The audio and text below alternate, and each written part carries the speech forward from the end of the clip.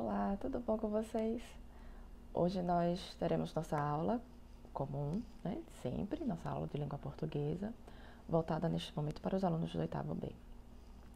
Hoje nós vamos fazer a correção da atividade que eu passei para vocês na última aula, que ela vai trabalhar um pouquinho mais sobre discurso direto e discurso indireto, tá? Com relação às falas das personagens.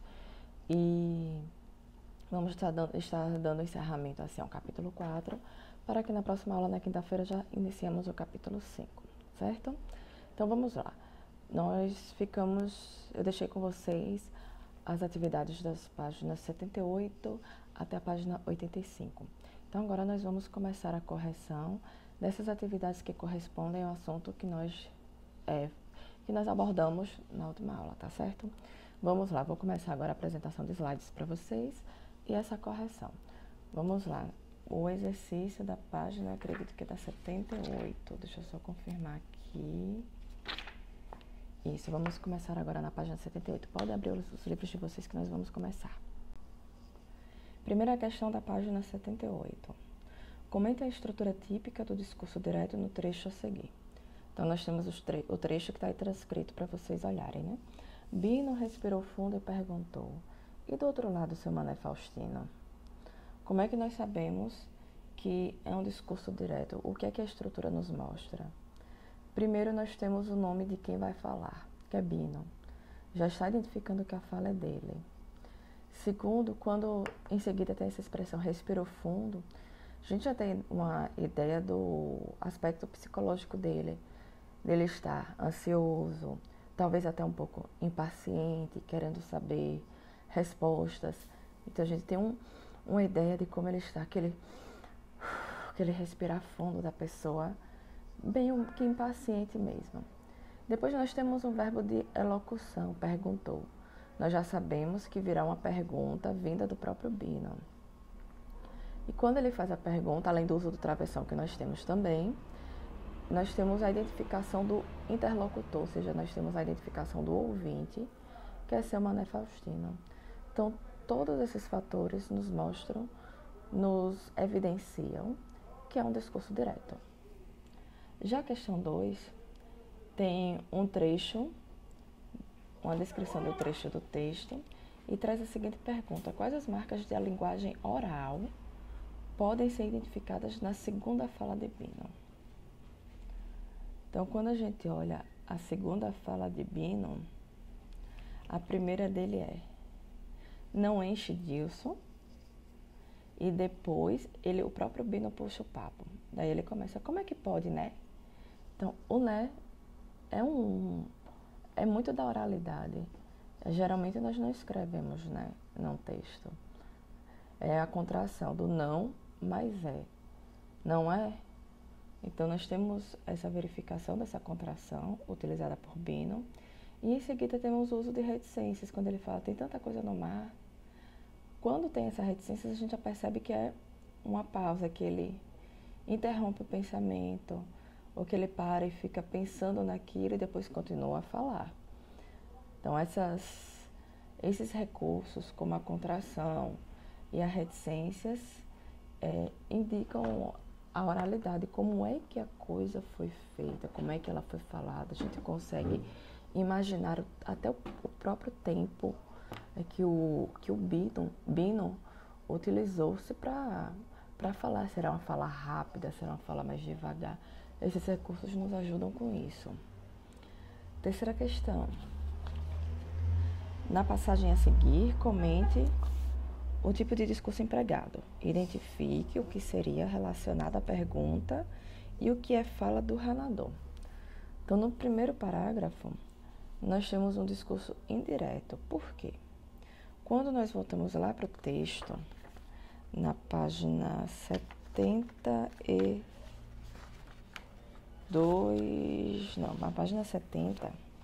no finalzinho da página 70 está essa descrição dessa frase, ó. Mas era melhor não falar nisso tudo com Dilson e ir direto ao que interessava. E aí continuou a conversa. Quando o narrador coloca aqui que não era bom falar com Dilson, ele não estava expressando a opinião dele. Ele estava expressando o pensamento de Bino. Então, houve uma expressão do que Bino pensava, mas sem ser algo diretamente falado por Bino. Então, é um discurso indireto, porque não é uma fala diretamente do narrador, não é uma opinião do narrador, mas sim algo que Bino estava pensando. Então, é um discurso indireto. Aquela fala viria de Bino, aquele pensamento viria de Bino, mas foi transcrito pelo narrador. Em seguida, deixa eu voltar aqui para a questão. Em seguida, nós temos o uso de travessão. Vocês podem perceber aí. Não, seu bobo, estrela do mar. Então, a gente já percebe o uso do discurso direto, novamente. Depois, nós percebemos transcrições de perguntas de Bino. Olha, Búzio, bem que a avó Odila tinha falado nisso também. Como é que pode ler em concha, em búzio, em estrela? Essas partes aí são descrições de Bino. Há um discurso direto. Não é um discurso indireto, porque ele não colocou aqui. Bino começou a se perguntar se era possível ler em concha.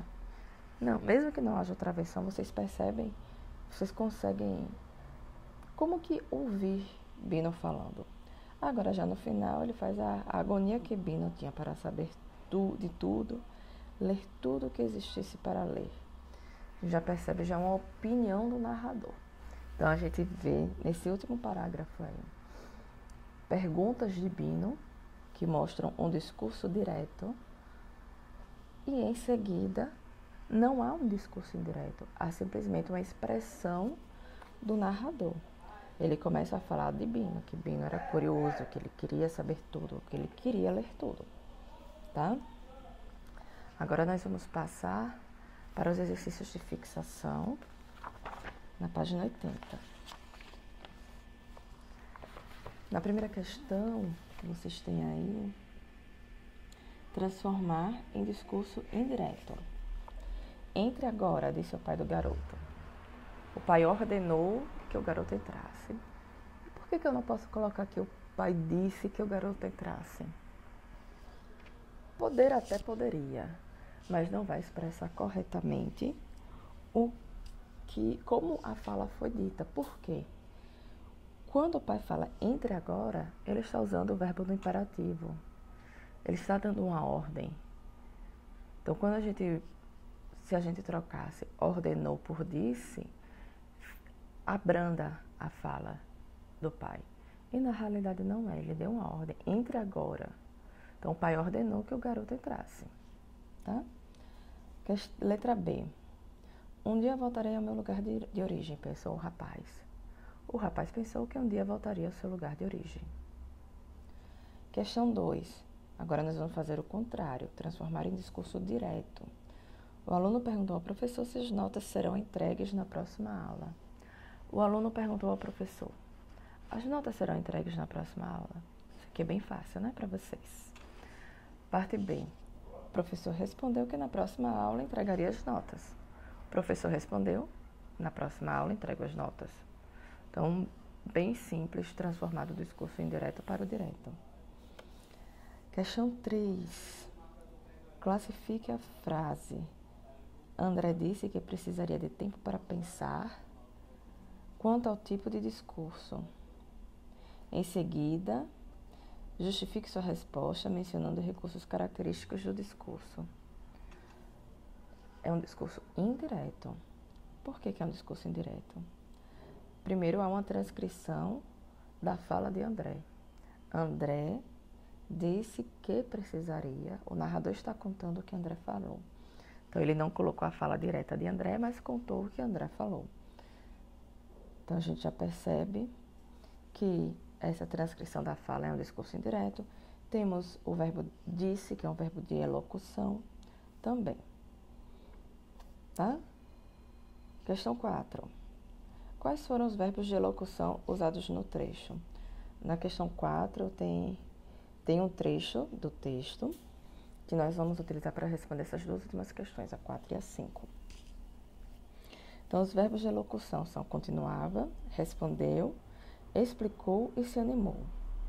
E na quinta questão ele pergunta: é possível perceber uma mudança de comportamento das personagens no trecho selecionado? Em que momento isso acontece? Quando nós vamos reler esse trecho, quando o Pino se anima, vocês percebem que já há um comportamento. Eles estão ali conversando. Botar armadilha para pegar pitu. Essa pesca não tem graça, boi no mar. Quando vocês forem, vão ver só. Bino se anima. Então já tem uma mudança, Bino faz. Vamos ver o quê? Então ele já mudou o comportamento dele. Estava uma conversa mais tranquila e passou a haver uma animação maior, uma curiosidade. Então vocês percebem a diferença no tom do discurso. Então o trecho que vocês vão descrever é esse trecho aí. Bino se animou. Vamos ver o quê? Como é bom. Mas o que é que tem para ver? Então esse trecho mostra essa mudança de comportamento. Tá certo? Prontinho, tá aí a nossa correção. Com relação aos outros exercícios das páginas 83 até 85, eu não vou trabalhar essa correção em vídeo. Eu vou passar para vocês no grupo, tá? Para que vocês confiram. Qualquer dúvida, vocês conversam comigo, porque é uma atividade mais relacionada com a interpretação do texto, tá? E aí, quinta-feira, nós vamos começar agora o capítulo 5, transformando dificuldades em facilidades. Então, esse é um capítulo bem interessante. Voltamos para todo o assunto, o conteúdo que está sendo trabalhado nessa unidade, a questão de mídias, né? Vocês estão explorando muito essa questão da informação que é dada a respeito do visual também. Então, a gente vai trabalhar esse capítulo, é um capítulo muito interessante, vocês vão gostar, tá bom? Até a próxima aula. Tchau!